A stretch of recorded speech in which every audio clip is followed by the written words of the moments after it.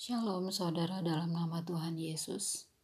Saudara, saya mau buat video ini karena gini, saya sedang merasa tertuduh ya saudara, dengan ayat firman Tuhan di 2 Timotius 2 ayat 4.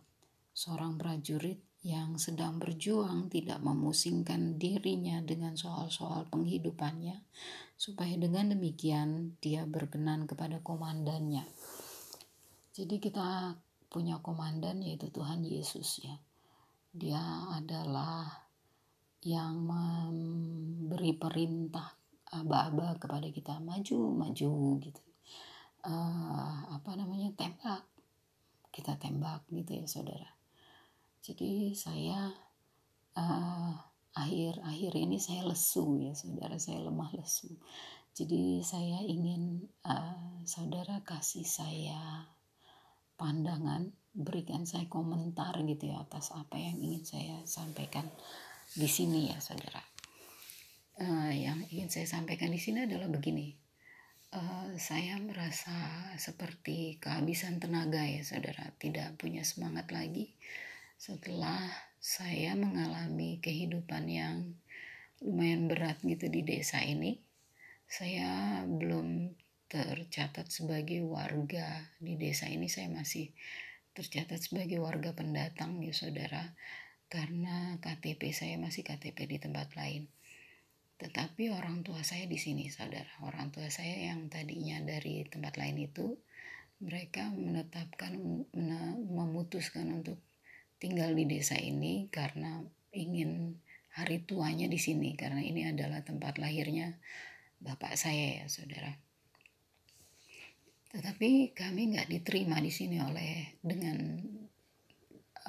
si kepala desa yang adalah tetangga sebelah rumah kami.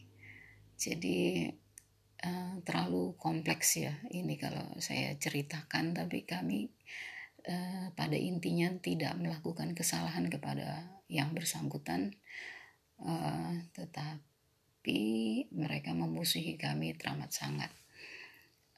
Jadi gini saudara, jadi si kepala desa ini adalah penatua gereja ya saudara, dan jadi tanggal 19 kemarin itu terjadi pemilihan kepala desa di sini, dan dia menang lagi saudara. Cuma karena dia adalah tetangga kami, jadi kami yang menanggung derita betapa hebat intensitas yang terjadi gitu ya, di kediaman rumahnya sedemikian banyak orang lalu lalang sekitar seminggu sebelum tanggal pemilihan, sekitar seminggu atau lebih dari seminggu ya sebelum tanggal pemilihan itu terjadi.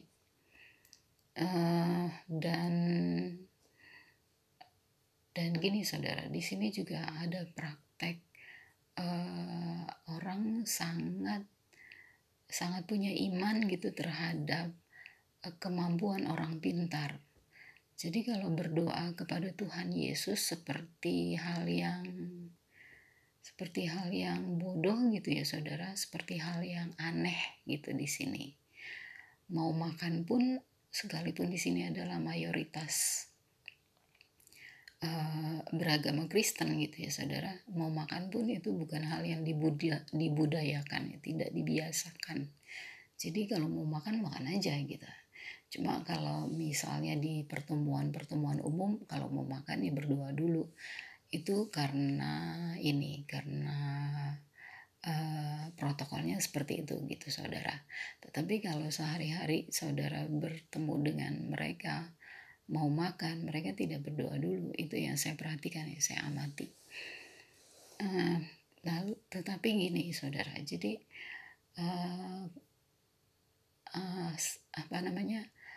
praktek atau iman pengharapan kepada hasil yang akan diperoleh dari kinerjanya orang pintar ini sangat tinggi ya ininya, keyakinan, kepercayaannya, dibandingkan kalau orang-orang ini berdoa kepada Tuhan Yesus. Tuhan berikanlah, misalnya gini ya, Tuhan berikanlah anak saya sembuh, misalnya anaknya sakit. Itu dia kayak, ya kan ada pilihan ke dokter gitu, atau ada pilihan kalau emang udah patah semangat ya ke orang pintar gitu.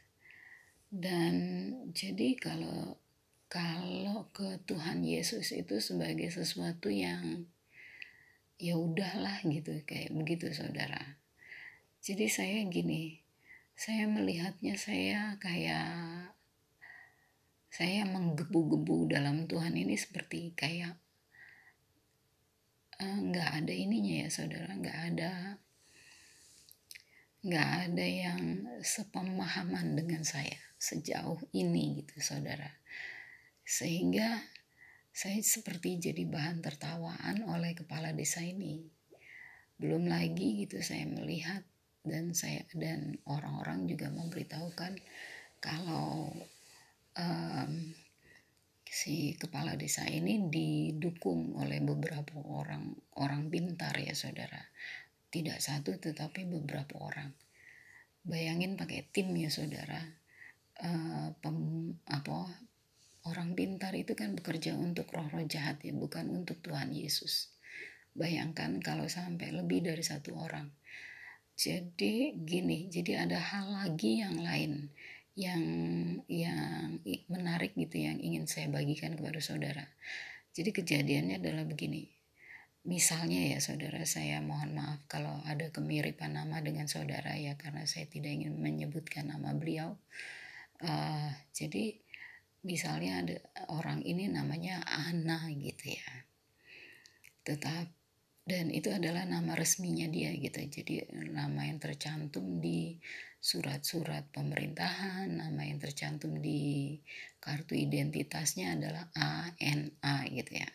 Tapi ketika terjadi pemilihan itu ya saudara, pemilihan kepala desa, itu baik di spanduk, di baliho, bahkan di papan penghitungan suara itu ya saudara, itu namanya itu ANNA. Jadi bukannya ANA resminya gitu, tapi dia ANNA. Jadi kan harusnya tidak sesuai ya dengan yang bukti sah yang dia miliki gitu, bukti yang resmi yang dia miliki. Nah, anehnya gitu di sini diterima aja gitu, ya dibiarin aja. Saya pikir apakah pikiran mereka dibutakan gitu ya oleh pekerjaan orang-orang pintar ini, atau bagaimana, saya nggak gitu paham gitu saudara.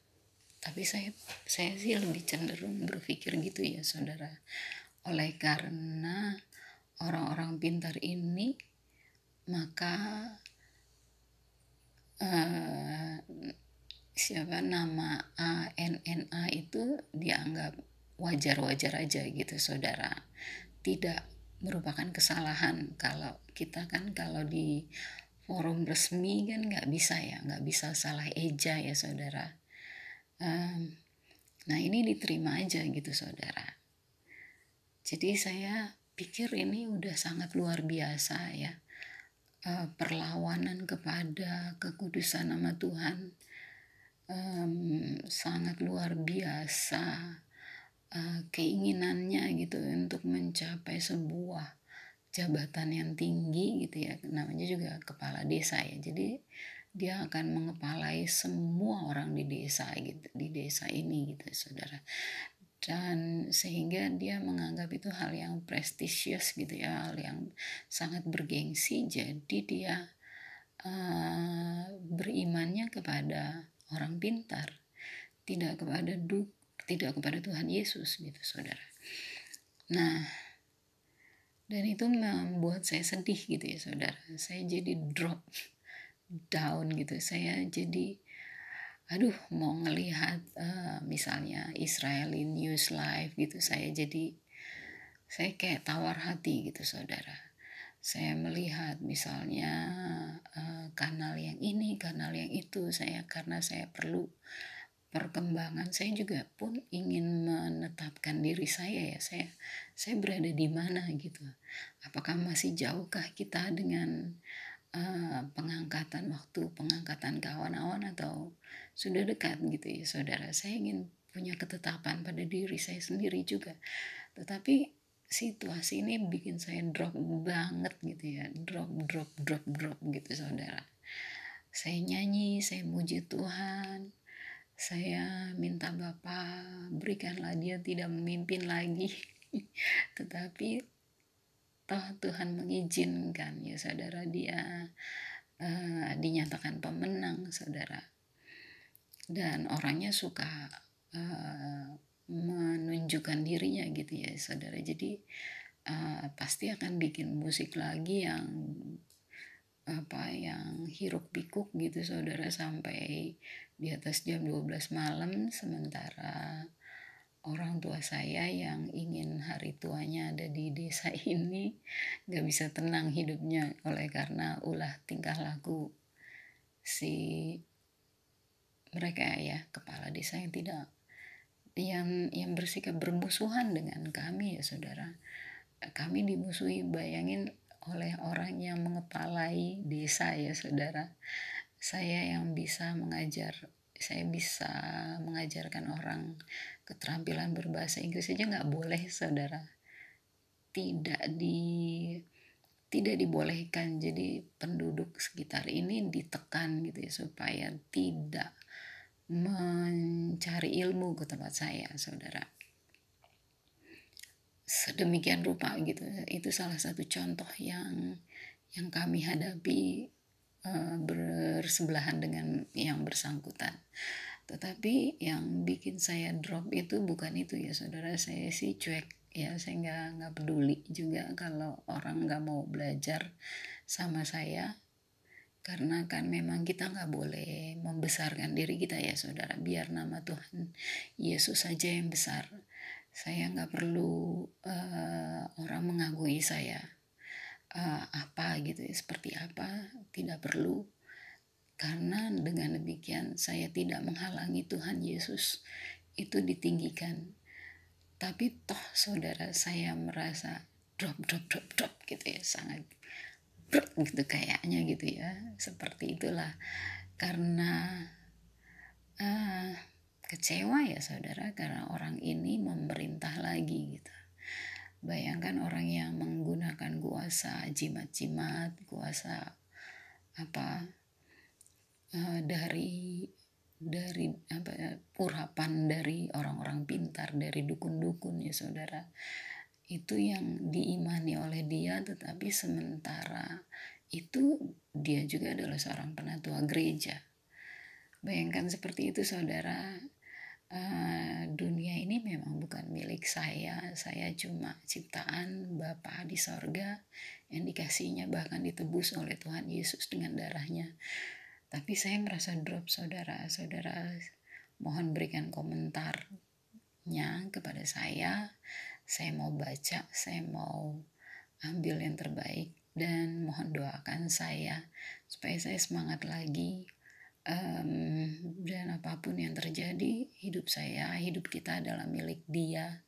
Kita dikasihinya sampai Dia mau tergantung di kayu salib, 2 tangan dan kakinya dipaku di kayu salib dalam keadaan yang mengerikan ya saudara, dan memalukan, untuk